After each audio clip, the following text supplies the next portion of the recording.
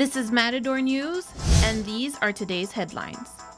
Attorney General Jeff Sessions tells the House Judiciary Committee about his meeting with former campaign aide George Papadopoulos. And Mattel unveiled a newly designed Barbie doll, modeled after an American Olympian. Hello and welcome to Matador News. I'm Lucas Wiggins. And I'm Kimberly Arenas. We've got some breaking news coming from Tehama County in Northern California, where a gunman opened fire in at least 5 separate locations. At least 5 people are dead, including the gunman. Police say the domestic violence incident started at home and ended at an elementary school, where the gunman reportedly shot through a classroom window at children. It doesn't appear that any children were killed, but a number of students have been medically evacuated from the school grounds. A rifle and handgun were recovered at the scene. Attorney General Jeff Sessions tells the House Judiciary Committee that President Trump's comments towards the Justice Department have not influenced its investigation into the alleged Russian election meddling. I would say it's improper to influence. It would be a president cannot improperly influence an investigation. Okay. And I have not been improperly influenced and would not be improperly influenced. Sessions also testified that he now remembers a meeting with Trump advisor George Papadopoulos, but he denies any communication with the FBI about the investigation on Russia. Sessions had previously told Congress he had no knowledge of any Trump staff meeting with Russians. Sessions also told Republican House members he was not prepared to appoint a special prosecutor to investigate various alleged wrongdoings by the Clinton campaign and the Clinton Foundation. Authorities say over 400 people have been killed and thousands have been injured in Iran and Iraq after the deadliest earthquake of 2017 hit the region. The 7.3 magnitude earthquake hit near the border between Iran and Iraq Sunday night and was felt as far away as Turkey and Pakistan. Iranian President Hassan Rouhani says the government is making every effort to supply resources. In order to, and we'll make every effort in the shortest time possible to settle the problem, to solve the problems, to house people for a short period of time.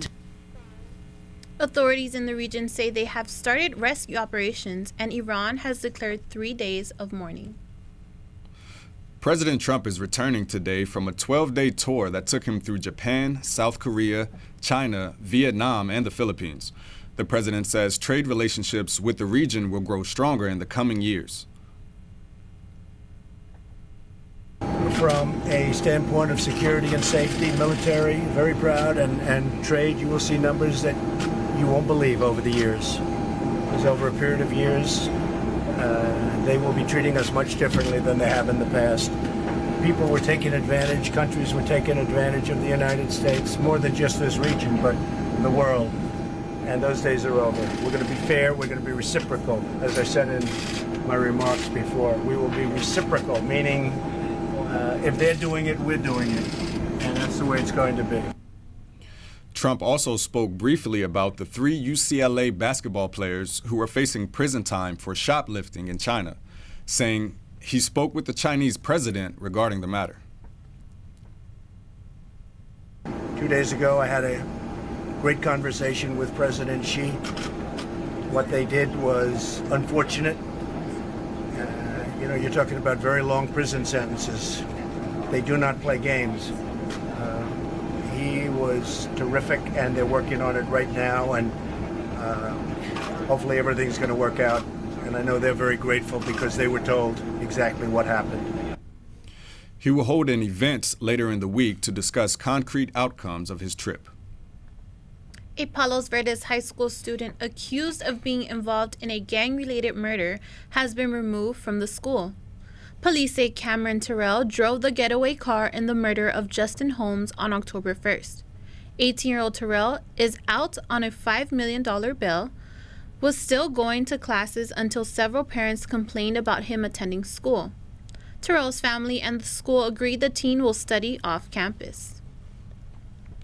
A fifth woman has accused Republican Senate candidate Roy Moore of sexually harassing her when she was only 16 years old. Moore was prosecutor in Etowah County, Alabama, when the assault happened, according to the victim, Beverly Young Nelson. He stopped the car and he parked his car in between the dumpster and the back of the restaurant where there were no lights. The area was dark and it was deserted. I was alarmed and I immediately asked him what he was doing. Instead of answering my questions, Mr. Moore reached over and began groping me and putting his hands on my breast. I tried to open my car door to leave, but he reached over and he locked it so I could not get out. I tried fighting him off while yelling at him to stop. But instead of stopping, he began squeezing my neck, attempting to force my head onto his crotch. After the new allegations, Senate Majority Leader Mitch McConnell urged Moore to quit the race, but Moore says he does not plan to end the campaign. Election day is December 12th. A lieutenant and his troops are leaving Puerto Rico. They were deployed along with FEMA a week after Hurricane Maria hit in September. More than half of the homes on the island remain without electricity and only 10% have water. The general says he sees the impact of his visit, but acknowledges that life on the island is far from normal. Lieutenant Jeffrey Buchanan also says Puerto Rico is out of the emergency phase, but people still need help. The FBI released data that shows an increase of hate crimes from last year. Matador News reporter Tory Isaac has students' reactions. The FBI has recently released new hate crime statistics. In the last 12 months, more violent crimes have been motivated primarily by race, ethnicity, and religion. Some members of the CSUN community say President Donald Trump is partially to blame.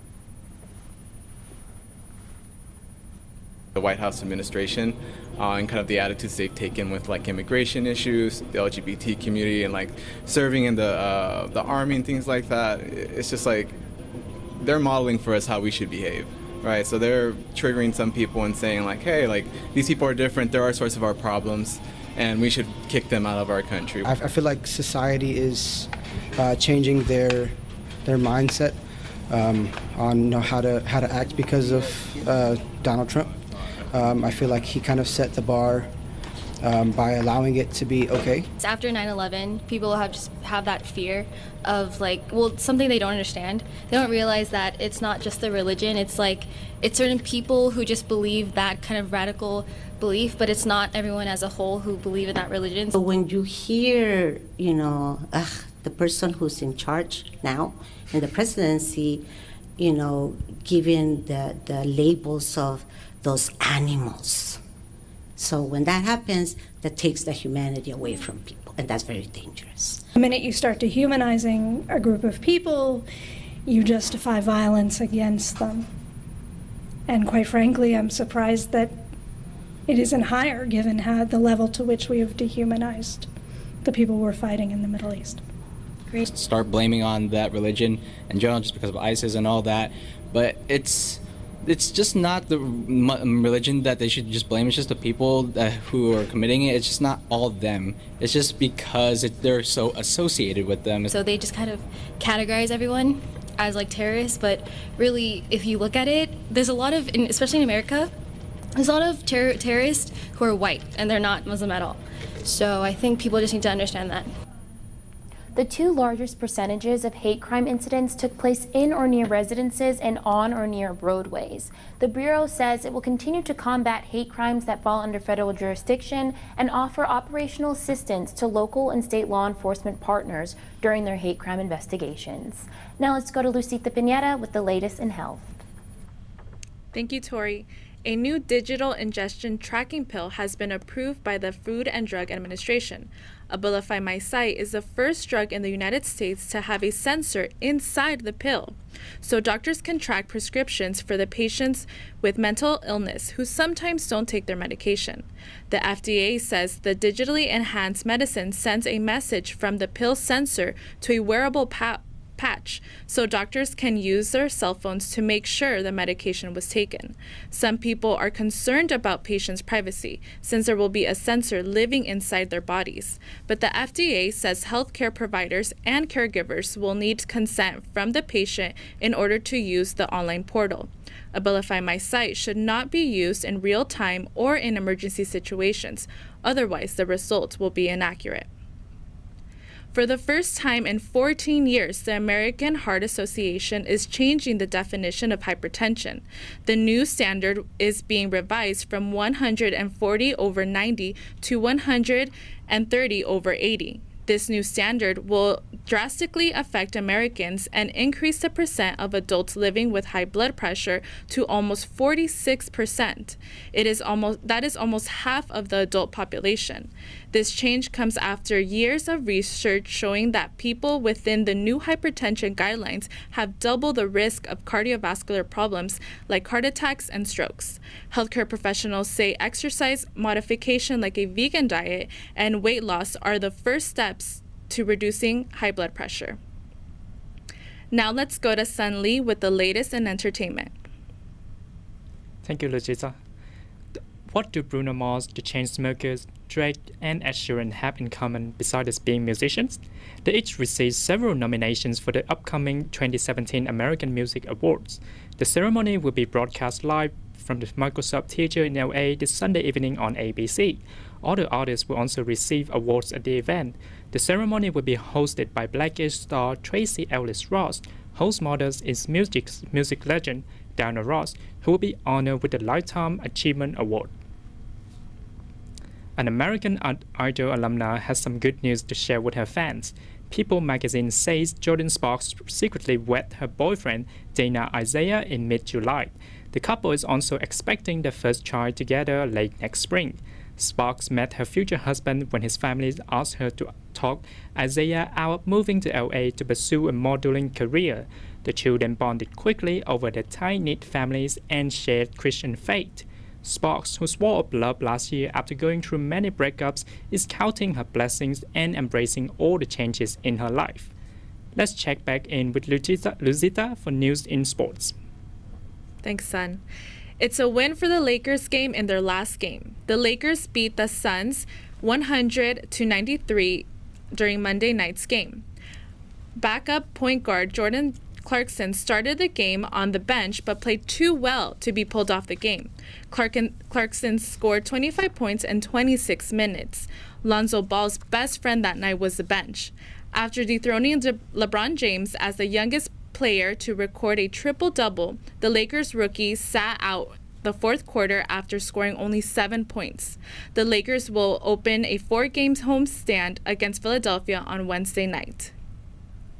LA Dodgers first baseman Cody Bellinger has been named winner of the National League Rookie of the Year award.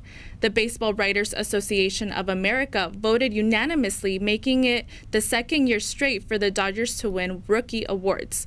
Bellinger broke National League records with 39 home runs and finished second in the league. He also had 97 RBIs and 87 runs.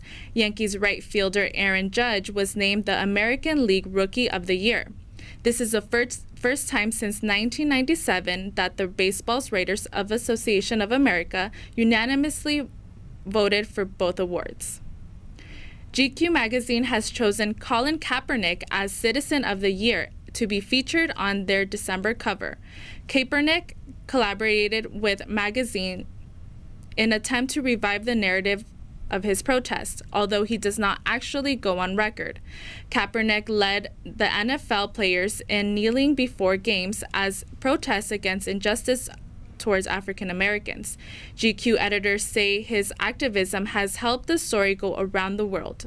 The former 49ers player has been a free agent and filed a grievance last month accusing NFL teams colluding to keep him out of the league.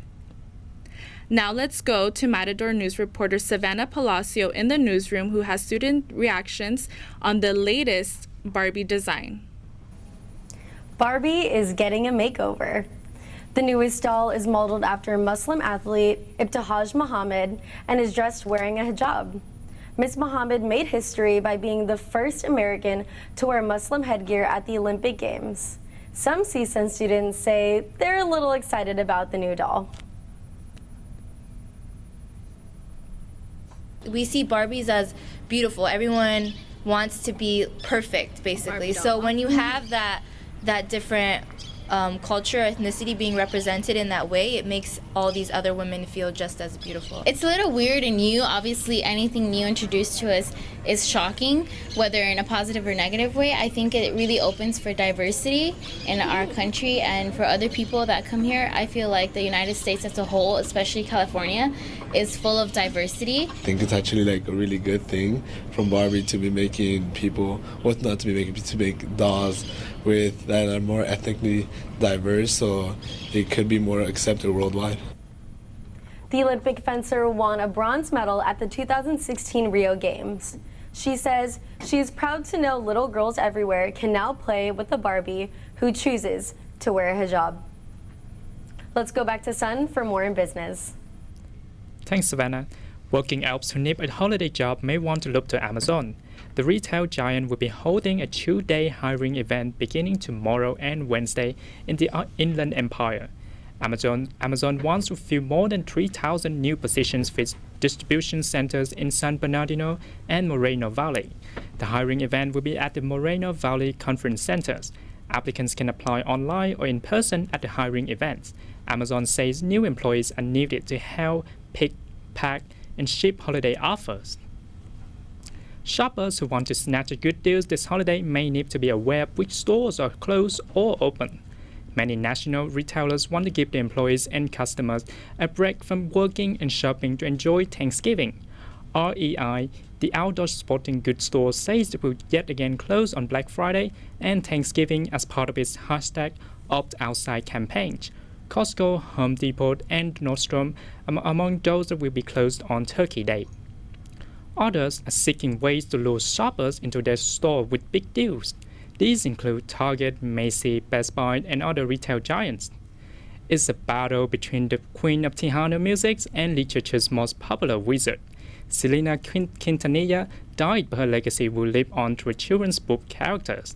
Patty Rodriguez and Ariana Stein's new board book, La Vida de Selena, will be on bookstore shelves in March, but pre-orders have pushed the book to number 2 on Amazon's Spanish book list.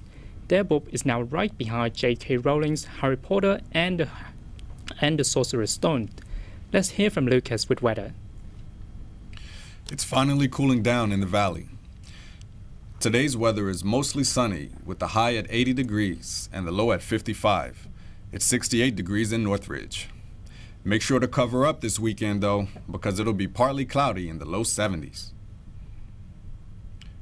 A Florida man is fighting to keep his pet, Brutus the squirrel, inside his condo. Ryan Boylan rescued the squirrel after Hurricane Matthew struck a year ago, but building management says the squirrel has got to go and the case will go to civil court. Boylan says Brutus is an emotional support animal and giving her up is not an option. She's just like an inside cat, you know. She just walks around and hides pecans and hazelnuts, which are her 2 favorites. If you're looking for your own pet squirrel, CSUN is definitely the place to check. That's all for the news today. I'm Lucas Wiggins. I'm Kimberly Arenas. I'm Luzita Pineda. And I'm Sunday. Thank you for watching Matador News.